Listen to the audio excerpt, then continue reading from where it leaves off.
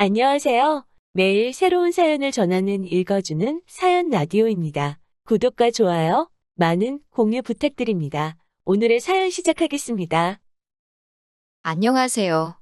결혼한 지 5년 차, 4살 된 딸아이를 키우고 있는 30대 워킹맘입니다.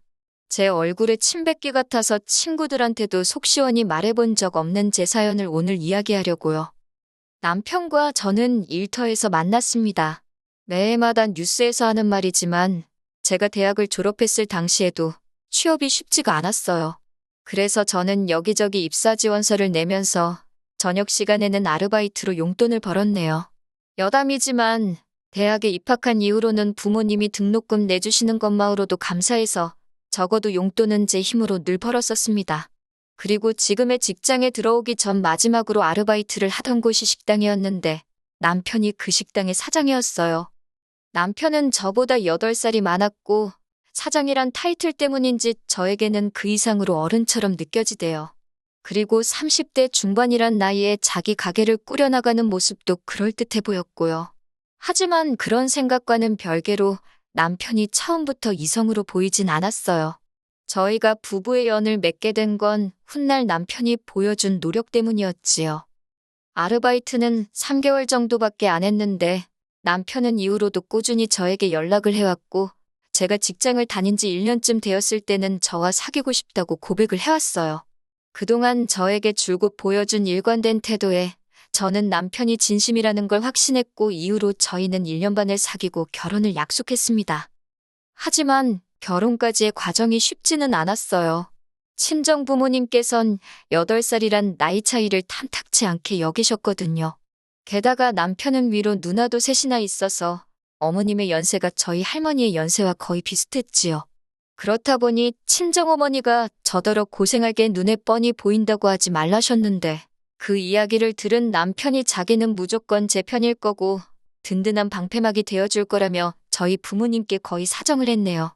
결국 남편의 끈질긴 태도에 저희 부모님도 마음의 문을 열고 결혼을 승낙해 주셨고요. 하지만 결혼식을 코앞에 두고 생각지도 못한 상황을 맞닥뜨리게 되었습니다. 그건 바로 어머님과의 합가였지요. 저와 연애를 하던 당시 남편은 어머님과 둘이 살고 있었는데 남편이 말하기를 아버님은 몇 년 전 지병으로 돌아가셨다대요.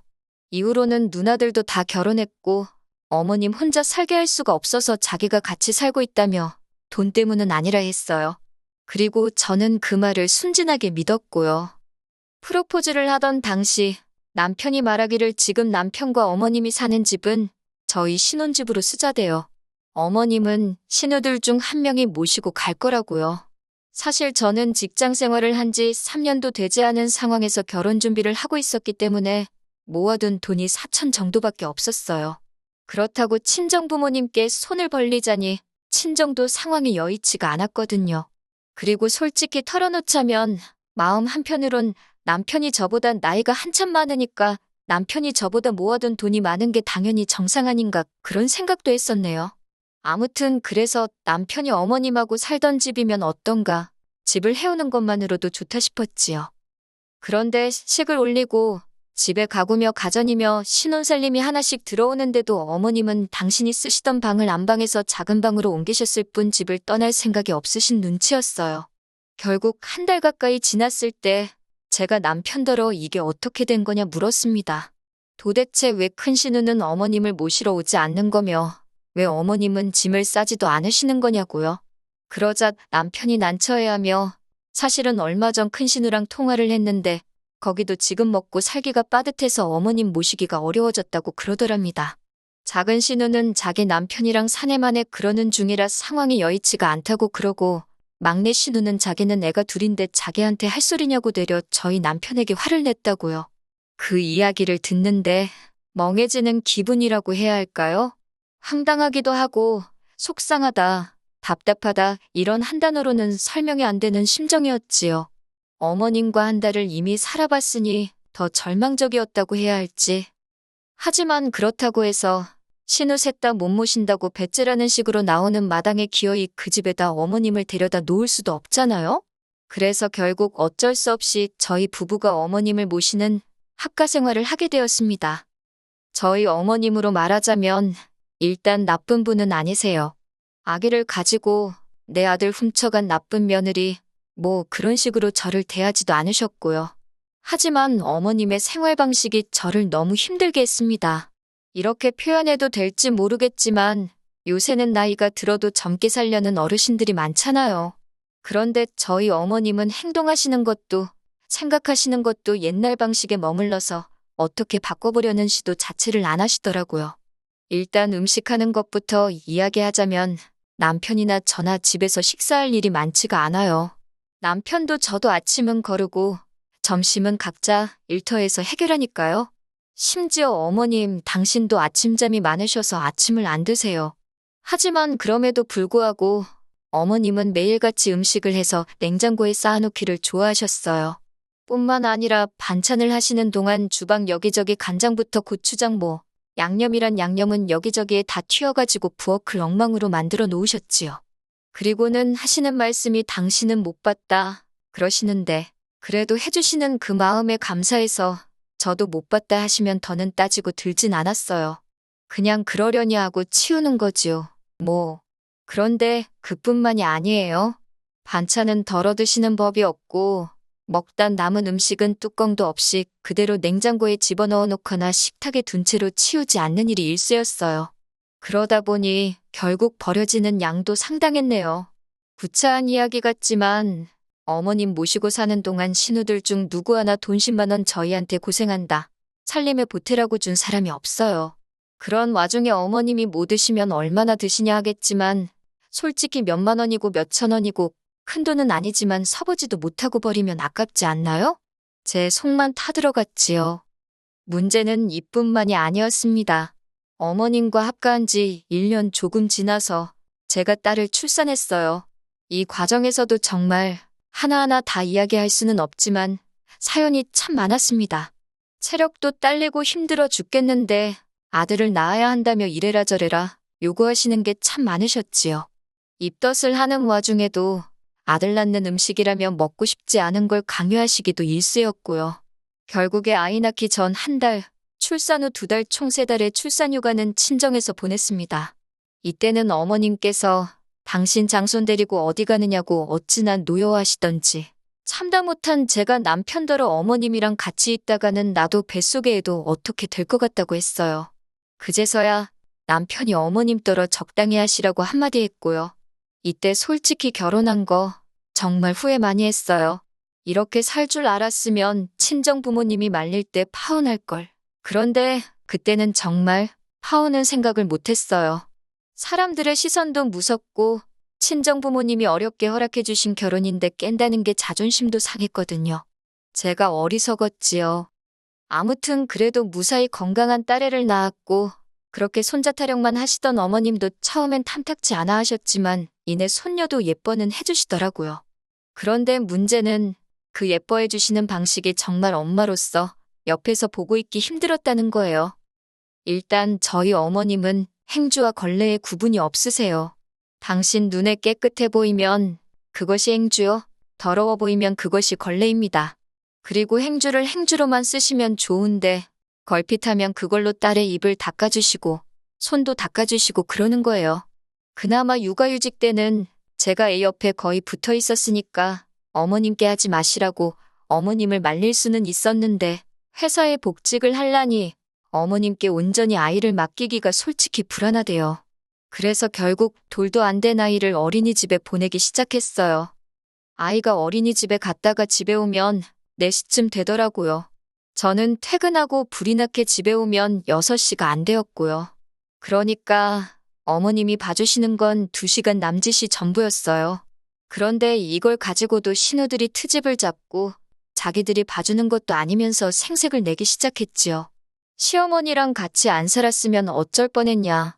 세상에 이런 시어머니가 어딨냐. 집안일도 다 해주지 않냐. 집안일, 말이 나와서 말이지만 전 정말 어머님이 차라리 아무것도 안 하셨으면 좋겠다 생각한 게 한두 번이 아닙니다. 저희 어머님께서는 옷은 무조건 삶아야 깨끗하다고 생각하시는 분이세요. 그래서 옷의 소재고 색이고 그런 건 싹 다 무시하시고 무조건 다 삶아대기 일쑤셨지요. 그렇게 어머님 때문에 못 쓰게 된 옷이 한두 벌이 아니었던 제가 결국엔 제발 그냥 하지 마시라고 사정을 하기에 이르렀습니다. 하지만 어머님께서는 제가 하는 말은 듣지도 않으시고 심지어 제가 꺼내놓지 않은 옷들까지 저희 부부 옷장에서 꺼내다 삼기 일쑤셨어요. 제 속옷에도 마음대로 손을 대셨고요. 결국 제가 괴로워하는 모습을 본 남편이 어머님더러 제발 좀 그만하시라 하니까 그때는 오히려 당신은 저희를 도와주고 싶어서 그런 건데 자식들이 애미 마음도 안 알아준다면서 서운하다며 드러누우시대요. 그러자 신우들이 또 쫓아와가지고는 니들이 뭔데 시어머니를 무시하냐 어쩌냐. 그러면 자기들이 모시고 가던가. 정말 그 소리가 목구멍 끝까지 올라오더라니까요. 그렇게 이후로 시간이 흘렀습니다. 짧은 세월이 흐르는 동안에도 별의별 황당한 일들을 겪었지만 가장 최근의 사건만 이야기해볼게요. 얼마 전 어머님의 생신이었습니다. 신우들이 저와 남편에겐 상의도 없이 어머님 형제분들까지 저희 집으로 오시게끔 초대를 했더라고요. 솔직히 남편이 자기도 몰랐다는데 그게 사실인지 아닌지는 모르겠어요. 아무튼 그래서 저희 집에 10명도 넘는 시댁 식구들이 모이게 되었습니다. 그런데 이게 무슨 상황인지 저를 가운데 앉혀두다시피 하고는 말 그대로 취조를 하더라고요. 저더러 이 집에 시집와서 뭘 했냐. 남편이 집도 해가고 시어머니가 애도 봐주는데 시어머니 용돈은 얼마나 드리냐. 왜 시어머니를 방치하느냐. 진짜 억울하고 황당해서 그 자리에서 딱 죽어버리고 싶은 심정이었지요. 하지만 이내 제가 뭘 잘못했다고 이렇게 당해야 되나 싶어서 저도 따다다다 그동안 속에 품고 있던 생각들을 토해냈습니다. 저 이 집에 시집 올 때 딱 한 번 보고 오늘 처음 보신 분들이 저에 대해 알면 얼마나 안다고 이러쿵저러쿵 떠드는지 어이없다는 말이 이럴 때 쓰는 거구나 싶더라니까요. 남편이 저보다 8살이나 많고 집도 분명히 우리 둘이서만 살 거라고 해서 그 말 믿고 시집 왔다. 어머님이 아예 안 봐주셔도 되니까 약속했던 대로 신우들 중 누구든 제발 모시고 좀 가라. 그리고 어머님 용돈만 드리는 게 아니다. 옷장 안에 옷도 다 우리 돈으로 산 거다. 그래도 어머님 우리 딸 내복 한 벌 안 사주셨다. 신우들도 나한테 뭐라 할 자격 없다. 여기 나한테 말 한마디라도 고생한다 수고한다 한 사람 있냐. 진짜 왜들 이렇게 뻔뻔하냐고 쏘아붙이고는 남편을 노려보면서 어머님하고 따로 살자고 소리를 빽 질러버렸습니다. 그러자 시댁 어른들 중 한 분이 저더러 어디서 가정교육을 그따위로 받았냐며 삿대질을 하시길래 말씀 함부로 하지 마시라고 받아쳤네요. 남편도 이번엔 확실히 제 편을 들어야겠다 싶었는지 시댁 어른들더러 집집마다 사정이 있는 거라며 모르면 가만히들 계시라 한마디 했고요. 남편의 태도를 본 신우들이 그제서야 한다는 소리가 우리 막둥이가 여우 같은 마누라를 만나더니 변했다고 수군거리대요. 그러면서 딸 좀 컸다고 이제 시어머니 필요 없어졌냐고 그래서 내쫓냐고 그럽니다. 신우들의 억지에 저도 너무 지치고 하도 나서 그렇다고 그러니 모시고 가라고 해버렸네요. 그러자 어머님께서 당신이 살아서 뭐하냐고 이렇게 살면 뭐하냐고 아주 주저앉아서 눈물을 흘리시는데 솔직히 그동안 어머님 때문에 겪었던 고충이 주마등처럼 스치니 저도 울고 싶어지대요. 그래서 저도 질세라 어머님 옆에 앉아서 울어버렸습니다. 힘들어 죽겠다고 애도 키워야 되지, 일도 해야 되지. 그런데 한다고 하는 나한테 왜들 이렇게 난리들이냐고. 그렇게 못마땅하면 자신 있으면 모시고 가라고. 그리고는 남편에게 더는 이렇게 못 살겠다고 오늘 내로 누가 모시고 갈 건지 정해서 이야기하라 했습니다. 못 정하면 그냥 이대로 이혼한다 생각하라고요. 그러자 저에게 퍼부서대기 바빴던 시댁 어른들이 갑자기 태도를 달리하면서 저더러 그런 게 아니다. 어린 사람이 뭘 모르나 싶어서 좀 가르쳐 주려고 한 거다. 무슨 귀신 신하락 까먹는 소리를 하더라고요. 당연히 저한테 씨알도 안 먹혔고요. 결국 그날 저녁 큰 신우가 어머님을 모시고 갔습니다.